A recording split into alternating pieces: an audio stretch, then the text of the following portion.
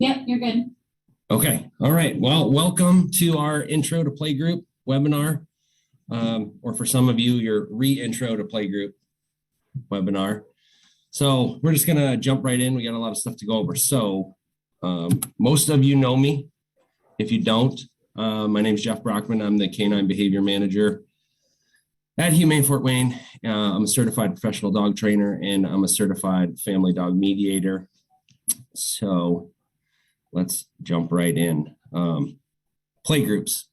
I know it seems fun to just put a whole bunch of dogs down in the yard and let them play, but there are a lot of reasons why playgroups are super important beyond just having a good time. So we'll get into that first so you guys have a good idea of what the playgroups are designed for and why they're so important for the dogs in our care. So playgroups provide exercise for the dogs. So aerobic exercise is stress relieving. So the kennel environment is not very forgiving for a lot of these dogs. So there is a lot of stress. So being able to get them out, get them fresh air, and get them hanging out with some friends is really important for them. Studies have shown that a 20-minute play group is the equivalent to about a 2-hour dog walk. So it's a good way to get a lot of dogs out at once and get a lot of energy burned off in a short amount of time. So for some of our play groups, I know a lot of you guys have been here. We've had, 18, 20 dogs in a play group. That's in an hour and a half. So if you look at not having a play group and having to get those 20 dogs out, figure 10 minutes a dog, that you can't do it in an hour and a half. So it helps us get the dogs out a lot more and for a longer period of time. All right, enrichment. So dogs are social animals. So being able to hang out with other dogs is very beneficial for them, both mentally and physically. Enrichment, as a lot of you know, covers a lot of different things, but a lot of it comes down to the dogs being able to practice species-specific behavior. So if you give a dog a choice of who they want to play with, it's definitely going to be, most dogs are going to pick another dog. So being able to give them that is very enriching for them. Assessments, being able to get the dogs out together gives us a really great idea of how those dogs do with other dogs, what kind of dogs they enjoy being around. For some dogs, do they even like other dogs? So which can be really important. That way, when we send a dog home, we know that, yes, we can at least tell somebody this dog does not really like other dogs. You'll want to avoid any interactions with other dogs. Behavior modifications. So fearful dogs, a lot of you have seen dogs who come in, they hide in the back of their kennel, they won't walk on leash, they won't interact with volunteers. We get them in the yard, we get them in with a couple friendly dogs, and in the end of that 30 minutes, they're bouncing around playing, they walk back up to their kennel on leash, they're more eager to interact with people. So above everything, fearful dogs playgroup is a lifesaver for a lot of these dogs. And I know we've had a couple that you guys probably would, some of you will remember that playgroup was really what opened them up. Without playgroup, I'm not sure we would have had the successes that we had. So jumping back to assessment, I wanted to go over a couple other things there. On-leash greetings are how a lot of shelters who don't do playgroups have to do their dog assessments. Those on-leash greetings aren't natural for dogs. Meeting a dog head-on, nose-to-nose is not how they would normally choose to meet. They're not a reliable tool to measure sociability of dogs. We have a lot of people who come in and say, oh, my dog doesn't like other dogs. And they're basing that on how their dog acts towards other dogs on a leash, which can be totally different. We've had dogs who, when they're on a leash, they act like they don't like any other dogs, but when we get them in the yard, they're some of the best players that we have. So leash reactivity does not equal dog aggression, even if it looks that way at the time. So back into the behavior mods, we're jumping around here for a minute. I'll get organized. Helper dogs, having some helper dogs who are, these are dogs who we can use to introduce pretty much any dog. So we get a couple dogs in, we don't know any of their dog history. We need dogs who we can put in the yard who will act appropriately. If that dog comes out and wants to play, they're willing to play. If that dog comes out and wants to be left alone, they're willing to leave that dog alone. So finding those helper dogs and using them for a lot of our assessments has been really successful. And then your general behavior modification, so reactive dogs, jumpy, mouthy dogs, over aroused dogs, that stress is usually a common cause of these behaviors. So play groups gives these dogs an outlet to go out and really just, get out there, run around, play rough, and get some of that stress burned out. So when they go back to their kennels, they're a lot more relaxed. And then enrichment. So that's the second one that's on there. This is actually enrichment for staff and volunteers. So playgroups are probably, for a lot of volunteers who handle the dogs, this is their choice to interact with dogs, because it is fun to see all these dogs go out and really just relax and enjoy the environment and play with their friends. For people who are doing playgroups, it helps build confidence. So new staff who are not sure about handling dogs, new volunteers who maybe don't have a lot of experience, being in these playgroups and seeing these dogs interact is definitely will help you build some confidence when you're handling some of the tougher dogs later on. And then educational for everybody. I know a lot of people have dogs at home. Being able to go out and see some actual dog behavior and being able to read dog body language, and we'll get into it in a little bit more, but the more playgroups you do, the better you get at reading dogs. And I think even for people who have dogs at home, after doing a lot of playgroups, you're going to learn some things about your dog too. So it's really beneficial for everybody. So we consider it enrichment for staff and volunteers. It's nice to go out in the yard, not so much today, but in the spring or the summer where the sun's out, and have, 15, 20 dogs out there just running around, having a great time and, playing in the pool and stuff. So, all right. So we talked a little bit about the enrichment portion. One of those is included in the 5 freedoms. So these are basically a list of 5 things that if you are doing animal welfare, the dogs have to have these 5 things. If not, then they're not getting the care that they need. So 1 is freedom from hunger or thirst. 2 is freedom from discomfort. 3 is freedom from pain, injury, or disease. 5 is freedom from fear or distress. And then 4 is freedom to express normal behavior. And that is being able to go out and socialize with animals of its own kind. So without playgroup, it's really hard to hit number 4. So that is one of the big things that benefits these dogs is being able to be around other dogs. So they sit in the kennels and they can hear the dogs and they can see other dogs, but they have no interaction with them. Being able to get them out in the yard and have them meet their neighbors is really beneficial for everybody. So who gets to play?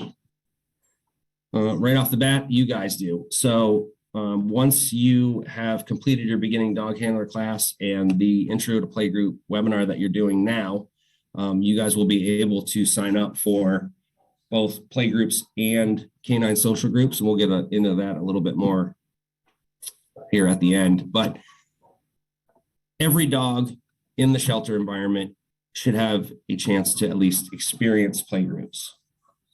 So a couple exceptions would be dogs who are having medical issues, dogs who have some sort of pain element going on, dogs who go to get spayed and neutered while they're in our care. We usually do a 5-day hold on them for playgroups.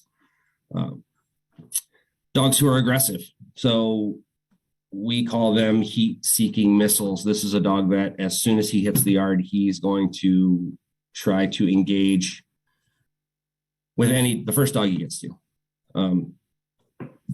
It's helpful to know this because if we can't fix these issues, then that is usually a dog that is considered not safe to be put out into the community. So being able to see that at least in the shelter before we send that dog home and he escapes and does something bad, we're able to see that in the shelter and handle it ourselves. So we don't see a lot of them. So that's a good thing. And then introverts. These are dogs who, they aren't dog aggressive. They just really have no need for other dogs. They don't want to hang out with other dogs. They don't want to play with other dogs. For some dogs, that's totally normal. But those are dogs that don't enjoy play groups, so we do not put them in there. We want play groups to be beneficial for every dog. If it's not beneficial for the dog, then there's no reason to have them in there, and we'll find other forms of enrichment. But I would say 98% of the dogs that we have in our care go into play group of some sort. Any questions? Could you expand? No, not yet. But could you expand a little more on like dogs that are maybe nervous and don't seem to want to be in playgroup versus dogs that like wholeheartedly don't want to be in playgroup? Does that make sense? Yeah. So before we decide that a dog really doesn't enjoy being out with other dogs, like we will give them, we'll give them a couple of play groups to try it out. There are a lot of dogs who will go into a play group and they will hang on the outside of the fence. They will correct any dogs that come into their bubble, telling them they need some space. But a lot of times, and it sometimes will happen in that first play group, once the dog is comfortable and he knows that he has some control over that environment, he can control dogs in his space, then he will open up and you'll usually start to see some play. But other dogs will not. They will come out. Any dog that gets into their personal space, they will correct. And then it just becomes not fun for that dog because he doesn't even get to go out in the yard and enjoy it because he's got to be worried about where the dogs are. Are they coming near me? Do I need to tell them to go away? So those are dogs that after a few sessions, we would just say, you know, okay, this dog needs to be in the yard by itself with people, playing, you know, with toys on its own or just laying out in the sun on its own. So is that better? Yeah. I would just remind people they can ask questions in the chat too. Oh, yeah. If you guys have questions, pop them in the chat. Danny's going to be monitoring that. So if something pops up, she'll let me know and I can answer those. So a couple of side notes. We do let intact dogs play. So dogs that come in before they are spayed and neutered, they do go to play group. The only thing we use caution with is females who go into the yard if they're in heat. We don't want to expect anything, but something that we want to keep in mind, because if we have intact males in the yard, that could cause some issues. Even other females in the yard sometimes respond poorly to that. The dog who's in heat herself may respond poorly to some dogs approaching her. So it's something to know, to keep track of and keep in mind if you do have a dog out in the yard that you notice is in heat.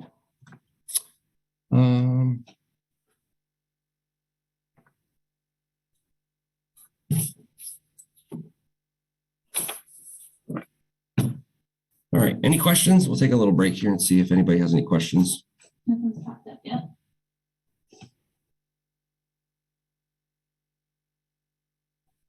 All right, let's move on. So let's get into some play styles. So we have kind of 4 play styles that we label the dogs. So I'll go over those first and then I'll explain kind of how we use them. So gentle and dainty is, for a lot of dogs, it's not even really actual play. This is going to be more like a library reading group or something like that, where the dogs enjoy being out and they enjoy each other's company. There's not a whole lot of engagement. There's not a whole lot of play. You may see 2 dogs play for a minute or 2 and then they'll split back up. So it's a relatively quiet group. The play does kind of stop and start. It doesn't continue on very long. And a lot of the dogs in this group, if the play escalates a little bit too much, the dogs they get pretty nervous and you may see some corrections. So these are the guys who you can come down to the yard when we're doing play group, and you'll see 6 or 7 dogs, and they're all just laying out in the sun and no one's interacting with anybody else. That is our gentle dainty group. So not super exciting, but super beneficial for those dogs. Then we get into push pull. So this is going to be lots of movement. So less mutual play, a lot of chasing, a lot of nipping from the dogs. It gets pretty noisy. A lot of dogs will demand bark. If they want a dog to run so that they can chase them, they will just bark and bark at that dog until they can get that dog to move around.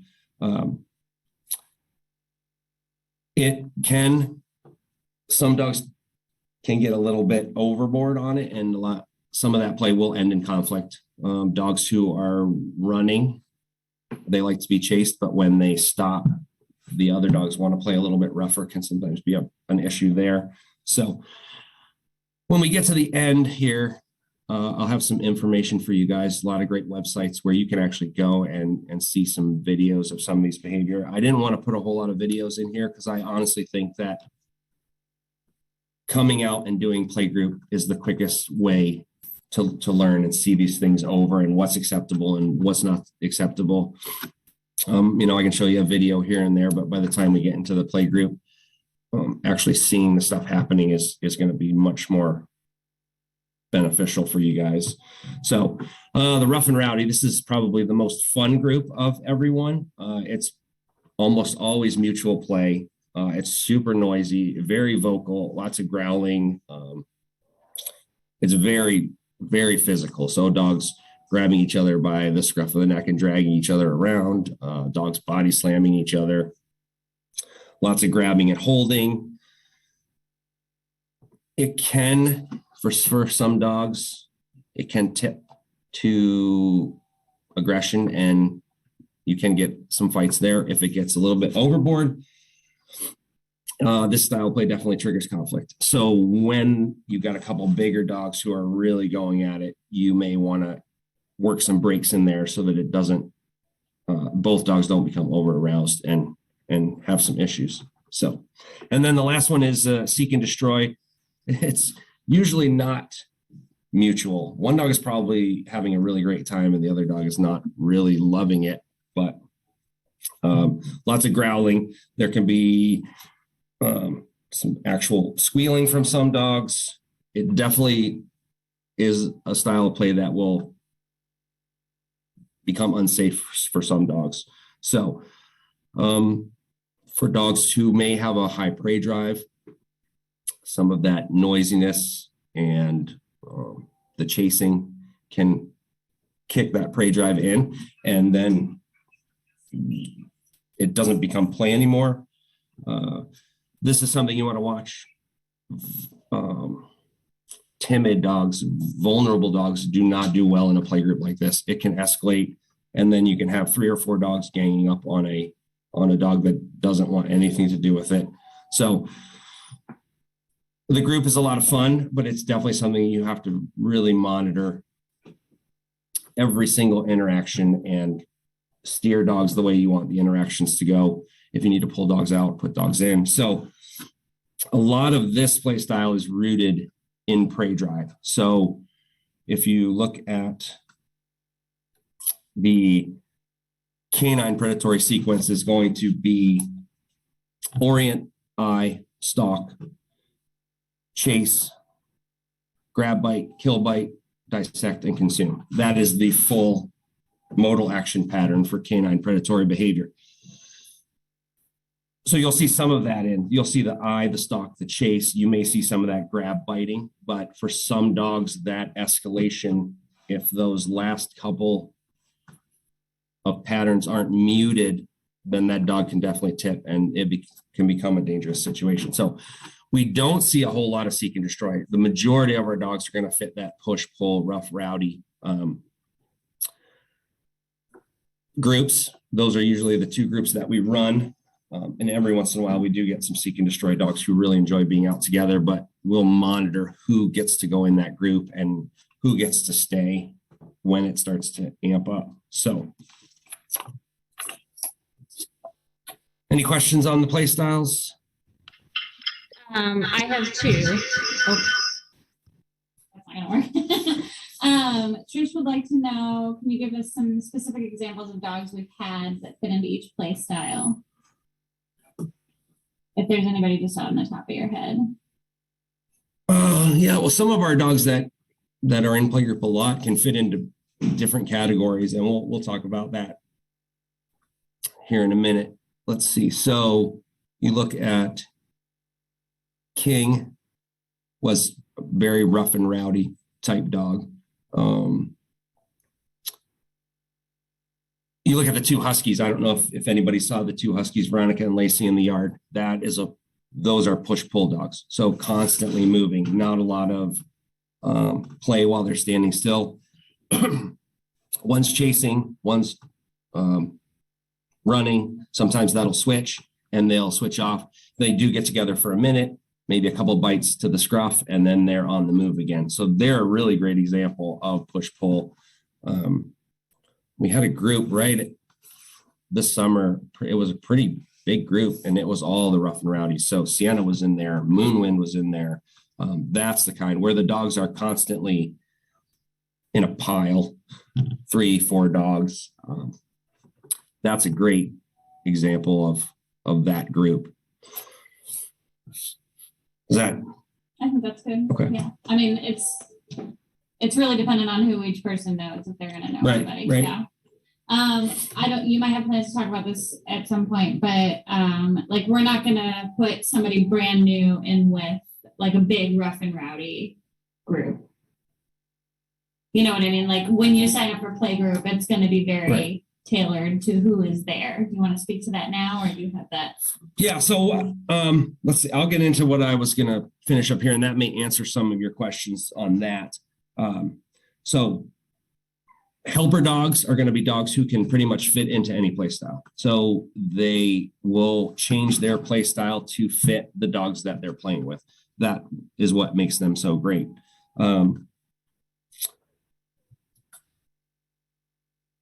Some dogs' play style will change. So some dogs who start off in a gentle dainty group, as they get more comfortable, they get into more of a push-pull type play style, which is not going to work great in that group. And so we'll move them around.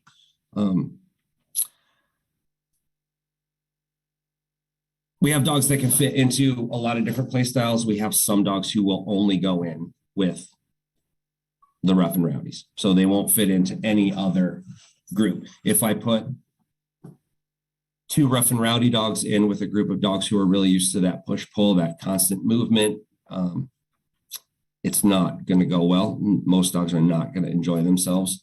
The dog who loves to play rough and rowdy and wrestle will get frustrated trying to chase a dog that likes to be chased because that doesn't allow him to play the way he wants to. And so he's constantly trying to catch that dog to engage in that kind of play. And a dog who likes to be chased, once he gets caught, doesn't want to be thrown to the ground. So we will set the groups up based on how the dogs play, with some dogs overlapping in those groups. When we talk about volunteers signing up, what we'll probably do is we will assign volunteers certain positions based on what groups we're doing. So if you sign up for the play group and we have you as the secondary person in with the push and pulls, then when it comes to the rough and rowdy group, if you don't have a lot of experience with that group, we may have you running dogs. So we will try to tailor it around. We try to get all of the groups out every session. So if you're signed up for that group, there's a good possibility that you're going to be involved in all of the groups that we have, but it will also be kind of on your comfort level. So yeah, that answer? Perfect. Okay, yeah. Good. So setting the dogs up for success, making sure that when we assess them, we try to get a good idea of what group they're going to fit in and put them in with those dogs. So we don't get them in a yard where they're going to have some conflict with dogs right away and then not have a good time. And then understanding that some dogs will, after a certain amount of playgroup, some dogs will change. So you can see some of these gentle dainty dogs who are going to end up being rough and rowdy once they're very comfortable with other dogs. So some of you will remember right when we did our first Dogs Playing for Life meeting, where they actually came and ran us through these things. There was a dog here named Luna, and she was fantastic in the play groups. They had her pegged as a helper dog. She was great. We brought her in with dogs we weren't sure with. And then after about 10 play groups, she had some conflict with another dog and they got into a fight, and we broke the fight up and we weren't too concerned. But I guess Luna decided that the only thing more fun than playing was fighting, because after that, every time we brought her in the yard, she had conflict with another dog that ended in a fight. So she ended up being not in play groups after, 12 or 13 sessions. She was actually a dog who couldn't go into play groups anymore because it was like, a switch had flipped, and she enjoyed conflict with other dogs. And so that's what she was looking to get out of play groups. And that didn't benefit anyone but her. So you'll see dogs who may come in and they may be fearful of other dogs and they may not really want to play right away. And then those dogs become some of our better dogs. And then we'll see other dogs who come in and they're really great in play groups right away. And after they build even more confidence, they become a dog who is, bullying other dogs. And so you'll see a lot of change with dogs. So we'll get into some, when we talk about some note taking, and that'll be something that we won't spend a whole lot of time on, but it's important to monitor each dog's play groups every time. So if you've been in a play group with a dog, 3 or 4 times, and as they come into the yard, you just write down what they've normally been doing for the last 3 or 4 play groups, you may see a lot of change and fluctuation there. So we want to make sure we're taking information only from that actual play group so we can monitor changes in play style, changes in attitude towards other dogs, and that kind of thing. So anybody have any questions there? You're good. How are we doing on time? You're about a half an hour in. We have another half hour. All right. So let's get into where you guys are going to fit into this. So positions and responsibilities. So the lead, this person runs the play group. So handles everything, decides which dogs come in, which dogs leave, how long they stay in for. They decide when a dog gets let into the play group. They decide when leashes can be removed. They will decide when conflict needs to be interrupted or redirected, and they will be the lead on any fights. They'll give notes and feedback of what they're seeing to the secondary person, who is exactly that, second. So responsible for taking detailed notes. They will be the person who has the clipboard, who's monitoring the group, who's making notes on each dog. They will act as a second set of eyes for the lead. So if I'm looking at 2 dogs that I want to monitor, they'll be looking at the rest of the dogs to see if there's any issues there. Assist with the yard cleanup. In the event of a dog fight, they are responsible for keeping other dogs away. So, and then the secondary will handle interruptions and redirections if instructed. So everyone in the yard will have tools to be able to distract or interrupt conflict. But what we found is that having too many people in the yard with those tools, we tend to overuse them. So we want to have only 1 or 2 per people who are going to be responsible for that, unless, there's a huge blowout, and then you have the tools you need to be able to get involved. And then runners. So runners are the people who will bring the dogs to the yard. So they'll sign the dogs out on the walking board, and they will bring the dogs to the catch pens as the lead calls for them.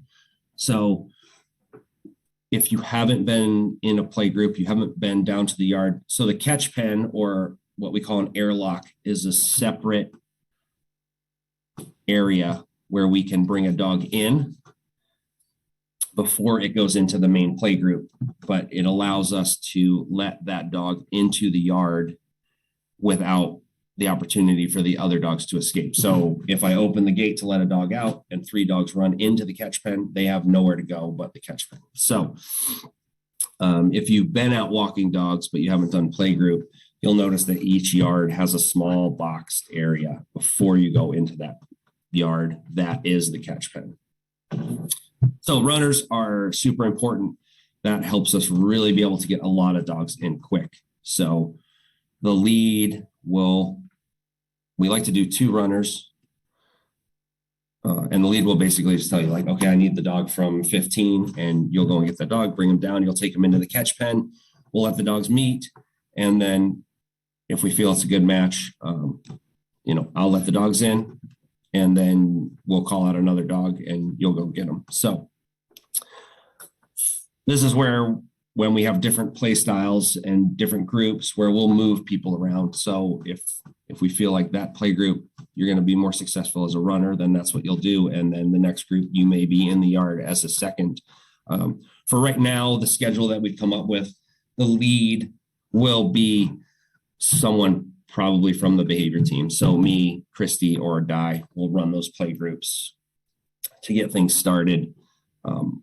In the spring, we have plans to do a training for volunteers who want to do leads in playgroup.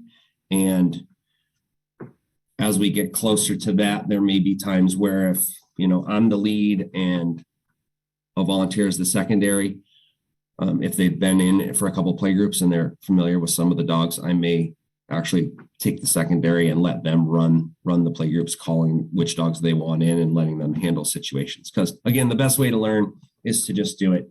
When we first started, we were using a lot of corrections for a lot of issues with the dogs. And as you get more comfortable, you learn what you can let go and what you need to get involved with. So yeah, there will be some opportunities for people to do leads. And what we'd like to get into is to have situations where, some of these play groups are going to be completely volunteer run. That's going to free up time for me and the behavior team to work with some other dogs during those times, or even come into the yard, but not, to maybe work with 1 or 2 dogs while someone else runs those groups. So you'll have the opportunity, if you want it, to do all of these positions once we kind of ramp them up in the spring. Any questions there? No, you're good. All right, excellent. So things to remember. So this is a general, things to think about in playgroups. So what we want to remember is, although they're fun for staff and volunteers, the playgroups are designed for dog-to-dog interactions. So we want to remove ourselves as much as possible from the group. So refrain from unnecessary talking, limit talking to the dogs. You definitely want to keep your hands away from the dogs, limiting interactions. So a dog comes over, you're giving it a little bit of attention. It thinks that's great. Another dog comes over to get attention, and the dog that you're petting decides, no, I don't want you to. So that in itself can cause some conflict. So if you become a resource that the dog feels is worthy of guarding, then they're going to guard it. And that can cause some conflict that we wouldn't normally see in a play group. So we'll keep our verbal markers consistent. So we use just like a or enough or out. Those are the verbal cues we use. If a lot of dogs will, after they've been in play groups for a while, respond just to a verbal cue, you don't even have to use tools for some of these things. But even when you use a tool, you want to pair it with your verbal marker so that eventually the dog understands. The verbal marker is a thing telling them that you need to relax on what you're doing. and they'll learn that. The less we have to use the tools, the better. If you can go a whole play group where we run all the dogs in the shelter through and we don't have to use tools at all, that's a lot. That's success. That means all the dogs in those yards are making really great choices, and they're working through issues on their own without us having to get involved. So this is a big one, because there's going to be times in the yard where you're going to see two dogs. You're going to know there's conflict coming. You're going to want to cut it off before it happens.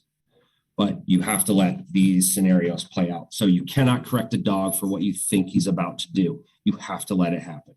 And then you use your correction, or you see if the dogs are just going to work it out on their own.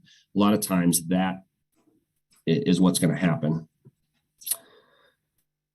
So playgroups are almost always beneficial for participants. So if we bring a dog down into the yard in a push-pull group and everyone is playing, but this one dog is just kind of walking the perimeter of the fence and watching, but not engaging, maybe lays down in the sun for a little bit.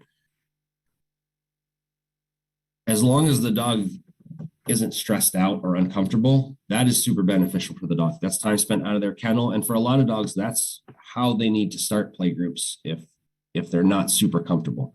They spend a couple play groups where they're just watching interactions, and then eventually they start to join in. So, all right.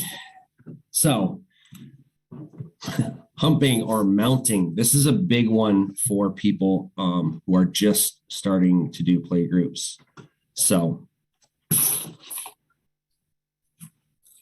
there are a lot of reasons that dogs mount other dogs. It's definitely not always sexual. If you have unaltered dogs out in the yard, then that's probably what that interaction is pushing towards, reproduction. So you'll see a lot of it in playgroup. For some dogs, it's a coping mechanism. So they come out in a playgroup, there's a lot of dogs around, they're not sure what to do.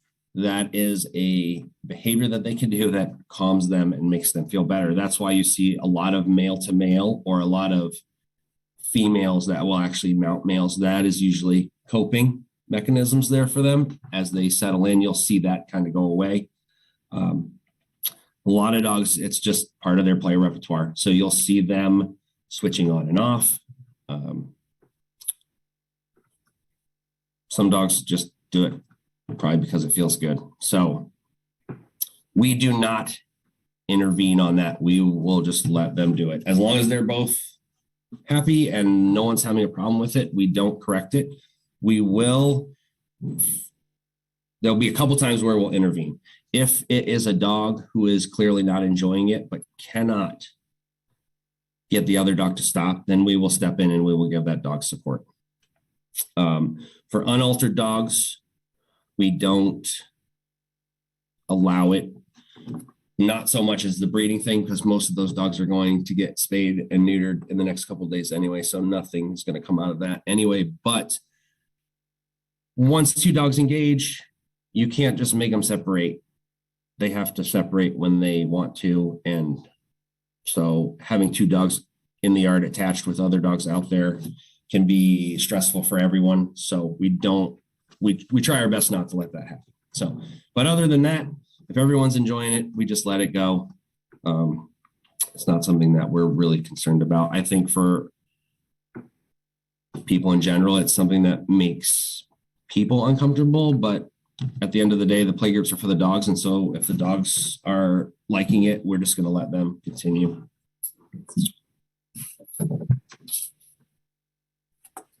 No questions on that? No questions or On that- comments on that. on that I'm topic? sure. No, not a single one.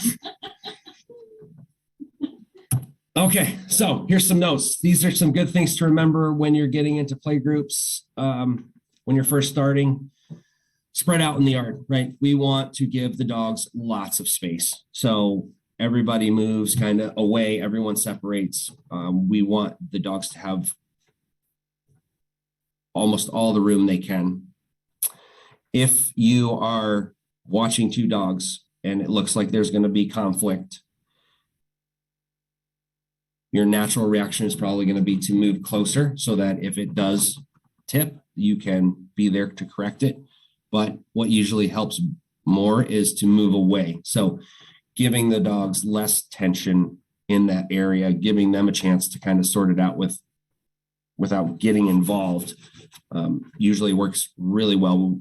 At the beginning, when we were learning, during some of these, these times where we were definitely going to see conflict, it was just a matter of waiting for it. And, 2 or 3 of us would move in.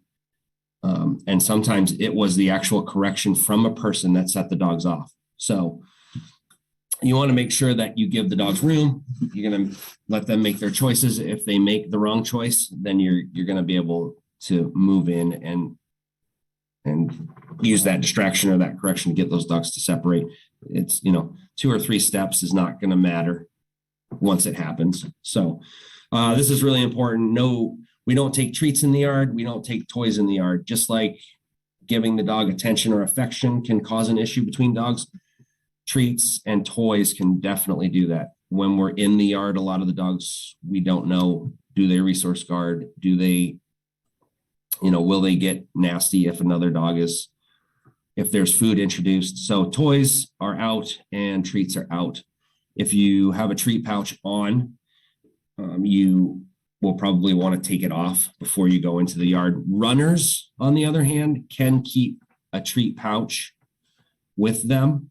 And then those treats can help moving that dog to the yard. And then even in the catch pen, if you need to get some distraction going to get the dog ready. But once you transition into the yard, you'll want to make sure that you leave your treat pouch outside.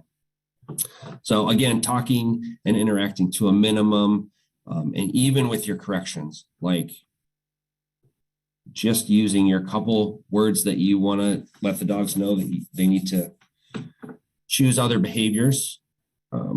Talking to the dogs by name is not something you really need to do. Trying to get them to play is not something they usually will respond to. So just kind of keeping it quiet in the yard is the most beneficial for the dogs. And there'll be times where, you have 2 or 3 dogs that are really great. So, there'll be some side conversations going in the yard, but the majority of the play group is based for the dogs. So whatever helps them be successful, that's what we want to do. No questions? No. All right. Quiet group. I'm just answering all their questions before they get asked again. This has all the info we need. All right, here's some more notes. So at the gate, this is going to be a lot for the runner. So we want to shut down reaction or aggression right away at the gate. So you're going to have a lot of dogs who are going to come into the catch pen. 3 or 4 dogs from the yard are going to run over, and that dog is going to explode at that gate. So that will build in a negative way if we let it go too long. So for some dogs, Moonwind is a great example. If you've ever been in the yard with Moonwind, he is terrible at barrier reactivity. He goes down in even dogs that he knows. He acts like he wants to fight through the fence. So with Moonwind, we bring him down. He's in the catch pen for maybe 5 seconds, and that gate opens and he comes in. Once he's in, he's great. So we don't want to let those tensions in the catch pen build. So we either make a decision, yes, that dog comes in and we let him in pretty quick, or we will remove that dog and let it calm down before we bring it back in, and then we'll make sure that we get it in quickly. So yeah, remove the dog from the catch pen for a few minutes and reset. And if he won't calm down, then the lead may tell you to just bring the dog back to the kennels. There will be times where you will bring a dog down and that dog will not come into the yard. So this is a great one. Trust your helper dogs. So a dog who is in the catch pen acting aggressively, look for your helper dogs to see what that situation really is. If the 2 helper dogs are still at the gate and they're really loose and they're wiggly and they're like, come on in, let's play, they're not concerned with that dog's behavior. If your helper dogs come to the gate and the dog is reacting negatively and those dogs move away, then that's a good sign that they're picking up something from that dog that they're not really thrilled about either. So trust those dogs to kind of give you the input that you need when you first start doing play groups, there will be times where you're in the yard and a dog comes into the catch pen, and you will be surprised that we let that dog in. But more often than not, what you're seeing there is barrier reactivity, and that is frustration building because that dog wants to get in and see other dogs and can't. So the quicker we can get them in, the better it's going to be for them. And a lot of those dogs will come in and they'll be some of your best players. So in a fight, the runner's job is to clear the catch pen. So if you are in the catch pen with a dog and there's a fight in the yard, you need to get the dog out of the catch pen because that gives us another area where we can put a dog if we need to, once we can get that fight situated. And then hard correction. So this is, we'll talk a little bit more about this in the tools, but if a dog comes into the yard and goes right after another dog, then that dog gets whatever correction you need to get the dog to back off. So we use shaker cans, like little plastic bottles with pennies inside. For that kind of dog, we would use like a milk crate with maybe some rocks in it that makes a really loud sound where you could actually, as the dog moves towards another dog, you can use that to direct the dog away. All right.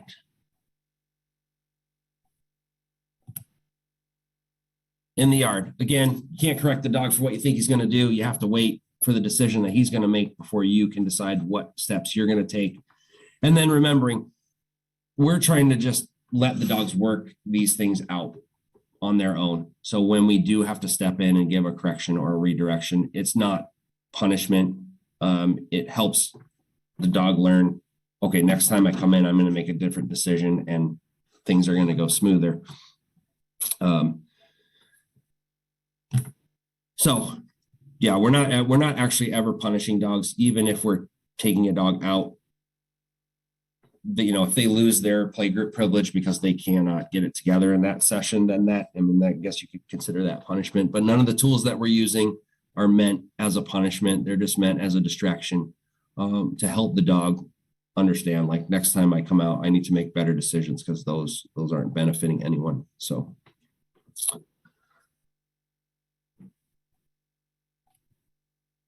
All right, let's get into the tools. So each person in the yard,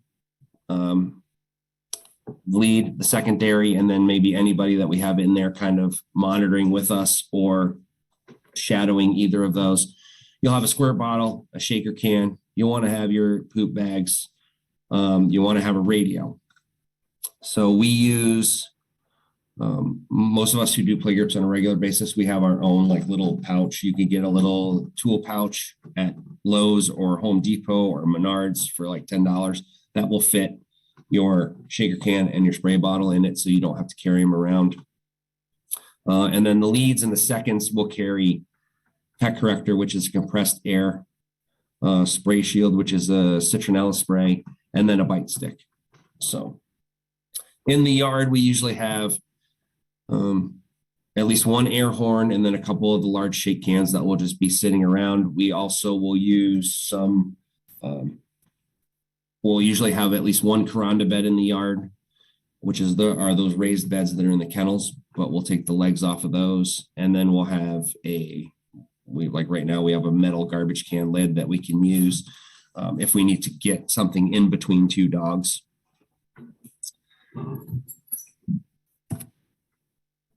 So how we're going to use those tools, we want to make sure that we're using them in the order of least intrusive. You only want to use as much interruption as you need. So you will actually you'll use them in a specific order.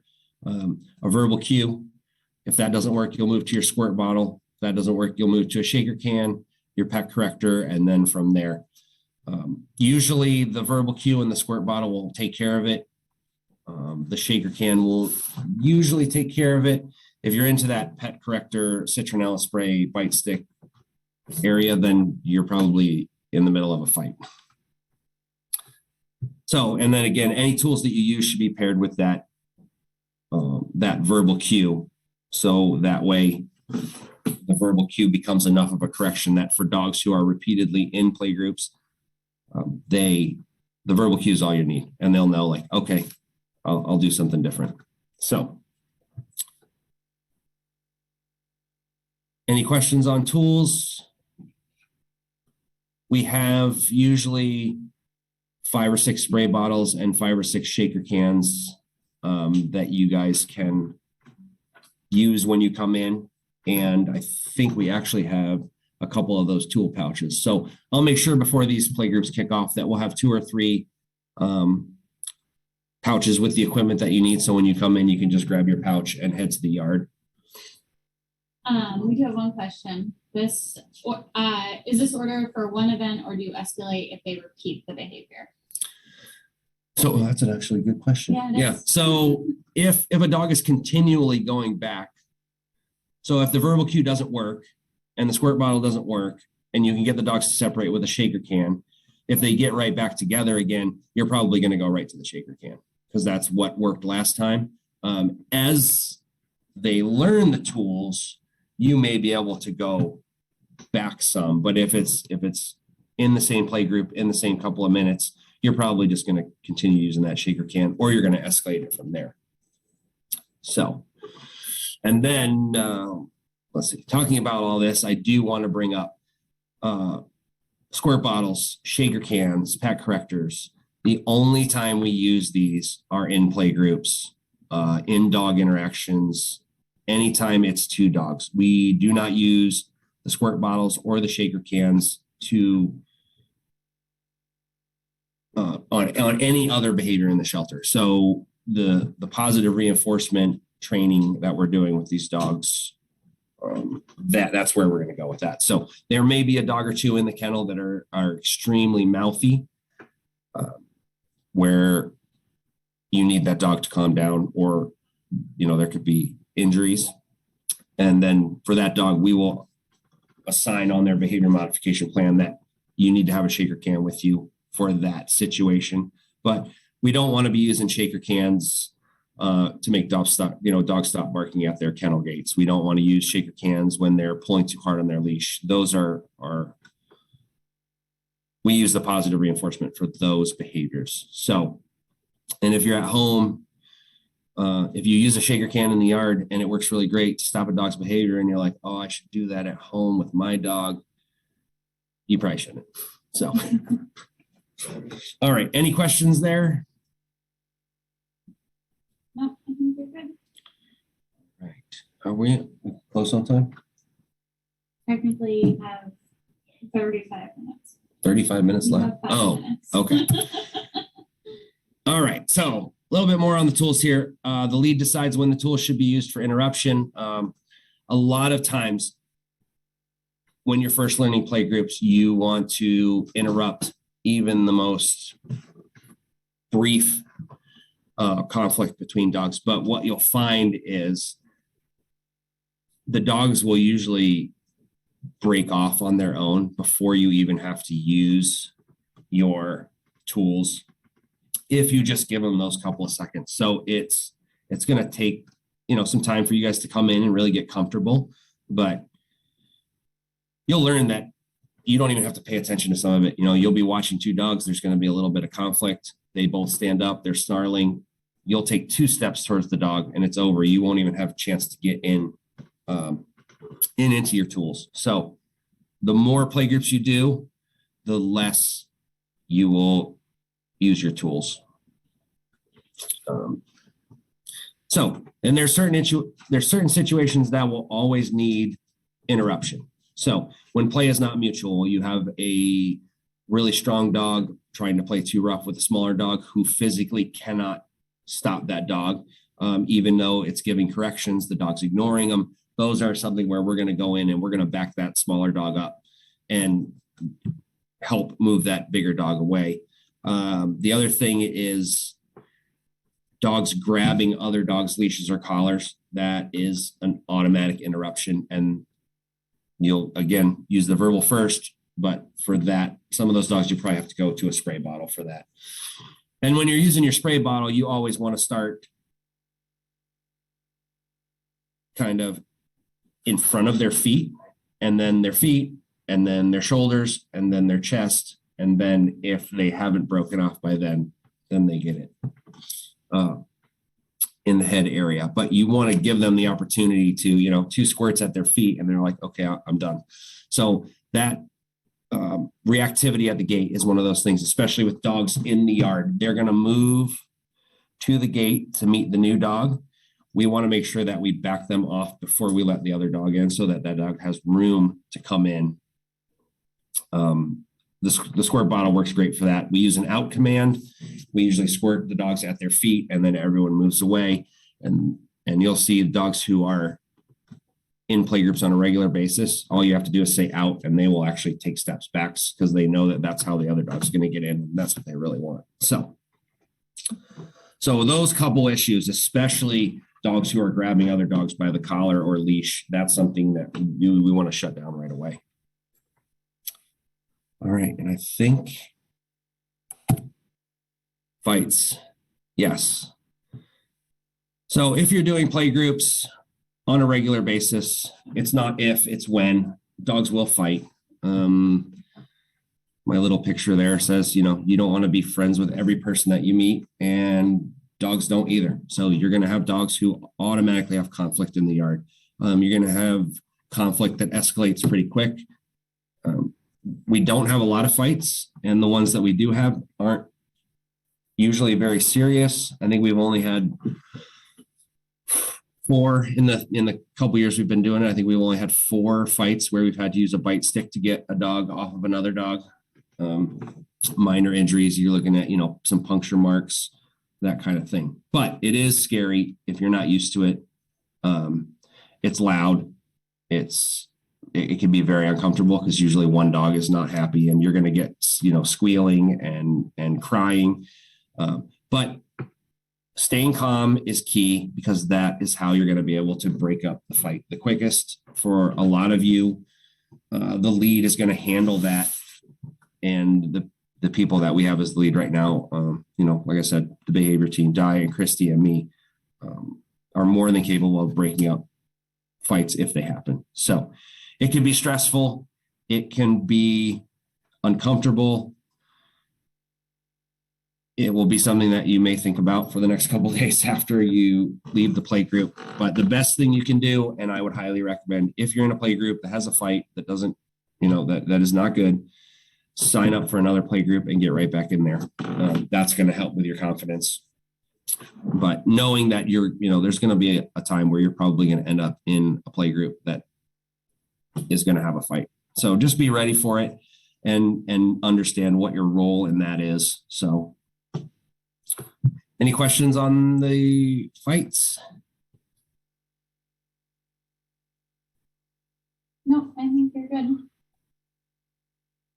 All right. So tips and tricks. This is some things that will help you kind of get a lot more comfortable in play groups as you do them. Becoming more familiar with canine body language is the number one thing. If you can look at dogs and see from their body language what they're thinking about certain situations, then you can actually steer dogs away from issues that may end in conflict before it happens. You can look at a dog at the gate who looks like he wants to come in and eat every single dog in the yard and know, like, oh, he's going to be fine as soon as I let him in. I'm not worried about it.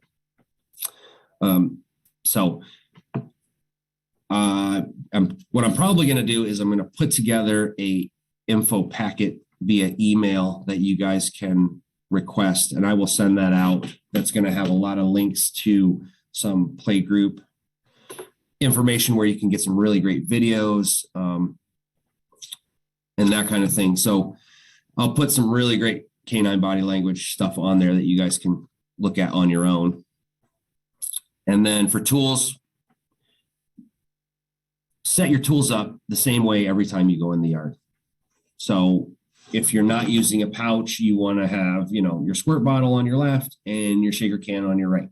If you are consistently putting those in the same place, then when it comes time to use them, you know exactly where everything's at, and it's muscle memory. So if you want your shaker can, you automatically know, okay, it's in my right and I have it in my hand and I'm good. So find a way that's comfortable for you. that gives you easy access to these tools, and then set yourself up that way every time. One of the things that I will send out is the link to Dogs Playing for Life, who our playgroups are based on their model. You can go on their website. They have, since COVID came and they haven't been able to get out to a lot of shelters, they've released a lot of stuff online for the general public in their learning library. So you can see a lot of stuff there, and we'll watch a couple of videos from that here at the end. But they have a really great manual that you can either download or you can look at online that will go through kind of everything that we're going over today in a little bit more detail. And again, the more play groups you do, the more comfortable you're going to get. So experience is the best way to learn. Keep coming to play groups, and you will get, the more you do it, the more confident you get. And the more confident you get, then the more opportunities you have to, do the secondary position, do the lead position. So canine social groups are something that we will also start back up again. So this is going to be one handler, a 1 hour slot with 2 sets of 2 dogs who we know are friendly and social. So it will be the handler and these 2 dogs in the yard, basically like a mini play group, but it helps build confidence to actually see 2 dogs playing and interacting and being comfortable with some of the, minor corrections that even dogs who love each other are going to give. And it's also some extra time if you want to come and hang out with multiple dogs. But if you're feeling like you're maybe not ready for, a yard of, 9 or 10 or 11 dogs, and you want to work a little bit on building some confidence, I highly recommend those canine social groups, because that will help you all out. You'll have your tools with you, and you'll use your corrections. Even, like I said, even dogs who we pair up on a regular basis, they will have some conflicts. They'll be minor and they'll be easy to interrupt, but that will give you some confidence to get in with more dogs. And then ask questions when you're in the yard. If the play group is allowing it and the dogs are, all behaving, and you have some time, go over, talk to the person who's doing secondary, talk to the lead, ask questions. If you don't feel comfortable asking them during the play group, then, after the play group ends on your way out, you're welcome to always come and see me or someone who was, in the yard, and we can answer some questions for you. So, all right. No questions? Nope. Okay. So the moment everyone's been waiting for. This is our playgroup schedule. So for the winter, we wanted to kind of keep it low, because it's going to be based on weather. So there's going to be sometimes where we want to do playgroups and we just can't because of the weather. But we're going to start off on Wednesday, February 2nd. Sorry. And this is going to be the schedule. So we're going to do all afternoon sessions for now. Tuesdays and Thursdays will be 3:30 to 5. Wednesdays and Fridays will be 4:30 to 6. And then Saturday we will do a 4 to 6 session. So in the spring, when it's starting to warm up, we will do an expanded schedule. And the plan now is to do 2 play groups every single day, 1 in the morning and 1 in the evening. Do you want to talk about at what point we do cancel because of weather? Like what would make that call? Yeah. So in the winter, we're looking more at temperature. So anything under freezing, we don't keep the dogs out very long. But anything under, I think, 10 degrees, we only take dogs out for a couple minutes at a time, and they have to be on leash. So putting, 10 or 11 dogs in the yard in freezing temperatures doesn't make sense, because by the time we get one dog out, another dog has to go in. So those will be right now the factors that are going to cause cancellation in some of these. But a lot of those temperatures are morning temperatures. So by the afternoon, we may have it warmed up enough to be able to run dogs. So we will try to give everybody a heads up. As soon as we know we have to cancel a play group, we will let everyone know. But if you're signed up for a play group and we're canceling it, that probably means that those dogs still need to go out. And so we're still going to need dog walkers. So, if you still want to come in, there'll be ways to interact with those dogs. All right. So a couple of reminders. Playgroups are also dependent on kennel population. So there will be some playgroups where we do, 10, 15, 20 dogs in the yard all at once.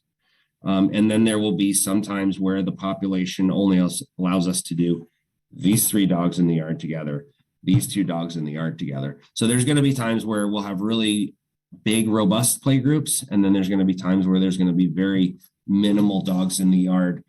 This dog can only go with these 2, and this dog only likes this dog. So we'll still get dogs out. We'll still let them interact, but they may not be those big play groups every single time. So keeping your expectations open for that.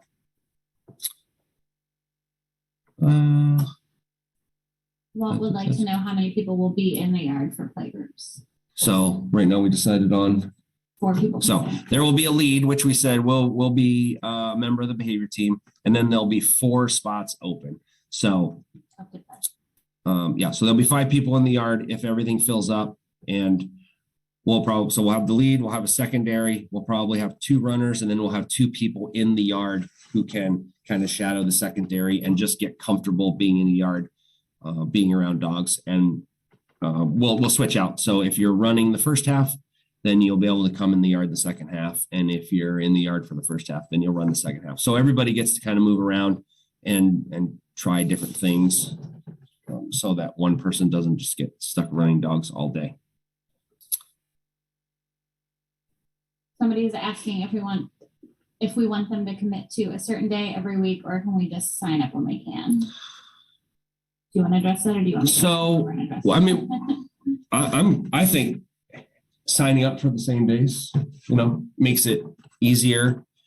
You're usually working with the same lead, you're working with the same volunteers, but if you can't commit to that, then you're still welcome to come. So if you have a day that works and you want to sign up and say, I'm going to do every Tuesday from 3:30 to 5, that's great. But if you go, if you realize, today I got some openings in the afternoon and there's a spot for playgroup, I'm going to sign up, then, that's fine too. We want to make sure that, all the playgroups have volunteers to help, because we will usually only have 1 staff member set aside. So, having at least 2 volunteers is going to be really helpful. And we know once those people sign up that we have enough to do playgroups. So did you want to add to that?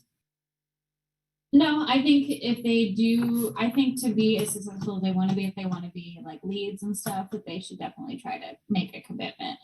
So that would be my only, I don't know if they can hear me over here. Yeah. And just, if that's your goal, if you really want, if you just want to come in and do some playgroups every now and then, that's great. If you really want to, to be a lead for a lot of these playgroups and run some of these playgroups on your own, then, having a set night where you're working with the same lead, the same secondary, the same kind of crew is going to be beneficial. And then just, coming to a lot of playgroups, because, to be a lead, you have to have some confidence. You have to make decisions on, who's coming into the yard. Do I feel comfortable letting this dog into the yard? So getting a lot of that confidence built up is going to definitely help when you take that lead position. You want to talk about canine social group times that they can sign up for? Do you know this? Oh yeah, I don't know. 11:30, like basically they start every hour at 11:30 until 3:30. Okay, yeah. So and the canine social groups will be 11:30. Is it Monday? Is it Tuesday through Saturday. Tuesday through Saturday right now, and we're going to do those in hour slots from 11:30 to 3:30. So 11:30 to 12:30, 12:30 to 1:30, 1:30 to 2:30, 2:30 to 3:30. So if you want to jump in on some of those and build some confidence in those little social groups, that's great too. And a lot of times with those social groups, as where, one staff member will help you. You'll take one dog and one staff member will take a dog and take you down, and then you'll be out in the yard by yourself, but you'll have a radio, so if you have questions or anything like that, you can always call one of us and we'll come down. And, if you're not super comfortable even being in the yard with two dogs on your own, if you let us know, we can usually have somebody come down in the yard and hang out with you and help you, with whatever you need there. So, all right. So thank you guys for coming.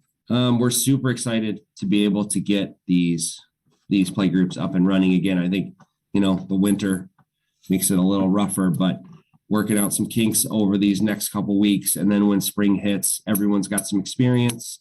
We can do some bigger groups. We're going to have, 2 sessions a day. So people who can do it in the morning won't be left out. People who can do it in the afternoon won't get left out. And we do, with our yard setup, we do have 3 yards.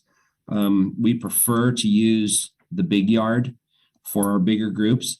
But, if we get into a situation where we have some smaller groups, we may run multiple play groups. So we may have a lead who runs all 3 yards and then, volunteers in each yard to monitor those groups. So yeah, there's a lot of different things that we can do once we get rolling, but getting started in February and, doing these afternoon ones and working out some kinks and, getting you guys the confidence you need. And the spring and summer is going to be a lot of fun this year. So